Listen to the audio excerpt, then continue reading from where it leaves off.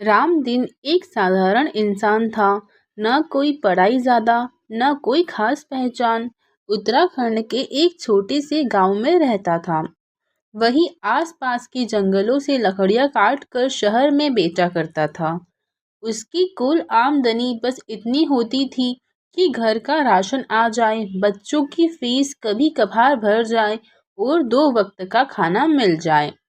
उसके पास न कोई बड़ा सपना था, न कोई बड़ा नाम, बस एक सादा सा जीवन और रोज की मेहनत। एक साल मानसून के मौसम में बहुत तेज बारिश हुई। बारिश के साथ साथ तूफान भी आया। बिजली गिरी, पेड़ टूटे और भूस्खलन हुआ। रामदीन के जंगल का एक बड़ा हिस्सा टूट कर गिर गया।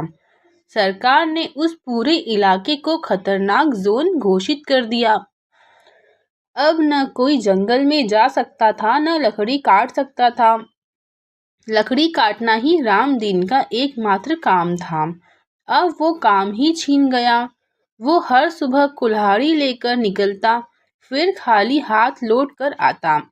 घर में पैसे खत्म हो रहे थे, राशन खत्म हो रहा था। बच्चे पूछते, पापा आज खाना मिलेगा ना? बीवी की आंखों में चिंता थी। रामदीन चुपचाप था, पर अंदर से टूट रहा था। वो सोचता, भगवान मैंने क्या गलती की? तूने मेरे हाथ से ही रोटी क्यों छीन ली? रामदीन ऐसे ही जंगल की तरफ गया, न लकड़ी काटने, बस देखने। आदत बन गई थी। उसने देखा कि बारिश में गिरे पेड़ों की जड़ें जमीन से बाहर आ गई थी। कुछ पेड़ों की जड़ें अजीब सी थी, टेढ़ी मेढ़ी, मुड़ी हुई। कुछ की आकृति किसी जानवर जैसी लग रही थी। उसने एक जड़ को गौर से देखा।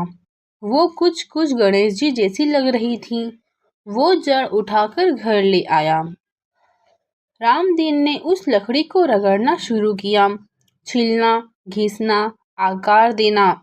उसे किसी ने नहीं सिखाया था, बस दिल में एक बात थी, कुछ तो करना है। 3 दिन बाद उसने अपनी पहली मूर्ति बनाई, एक सादा सी पर सुंदर आकृति। उसने मूर्ति को अपने घर के बाहर रख दिया। अगले दिन गांव में घूमने आए एक टूरिस्ट ने वो मूर्ति देखी और कहा, ये बहुत सुंदर है, कितने की है? रामदीन कुछ बोल नहीं पाया।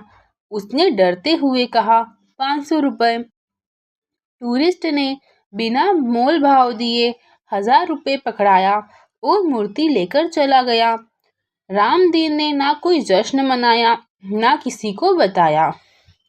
वो बस बैठकर उस खाली जगह को देखता रहा जहां मूर्ति रखी थी, और दिल से एक बात निकली, जिस लकड़ी को मैं जलाने के लिए लाया था उसी ने आज मुझे जलने से बचा लिया। रामदीन अगले दिन 2 और जड़ें उठाकर लाया। अब वो और भी ध्यान से काम करने लगा। धीरे धीरे उसे समझ आने लगा कि हर जड़ में कोई न कोई छिपा चेहरा, आकृति या कहानी होती है। वो उसे पहचानता, उकेरता और आकार देता। पहले हफ्ते में 2 मूर्तियां बिकी, फिर 4, फिर 8। गांव के लोग हैरान थे। जो आदमी कुल्हाड़ी से पेड़ काटता था, वो अब कलाकारी कैसे करने लगा? रामदीन अब एक जाने माने लोक कलाकार बन गया। उसकी लकड़ी की मूर्ति अब दिल्ली, मुंबई, बेंगलुरु तक जा रही थी। एक बार उसकी मूर्ति 75,000 में बिकी। वही रामदीन जो कभी भूखे पेट जंगल जाता था, अब हवाई जहाज में बैठकर राष्ट्रीय हस्तकला मेले में आमंत्रित कलाकार बन चुका था।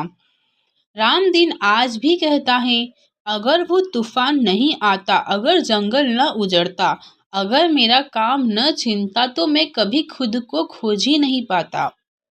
जो गया है वो शायद तुम्हारे लिए नहीं था, और जो आएगा वो उससे भी बेहतर होगा। कभी कभी नुकसान ही सबसे बड़ी जीत की शुरुआत होती है। हो सकता है जो आज छूटा ही वही कल तुम्हारी ताकत बने। जो नहीं मिला वही आपको आगे बढ़ने की वजह देगा। कुछ छूटता है ताकि कुछ और बड़ा जुड़ सके। भगवान हमेशा प्लान करता है, बस थोड़ा इंतज़ार करना पड़ता है। मुसीबतें आती है लेकिन अक्सर वही रास्ता बदल देती है।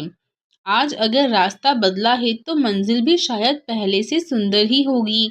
जो रोक जो रुकावट नहीं, शायद वो मोड़ हो जहाँ से आपकी कहानी बदलने वाली है।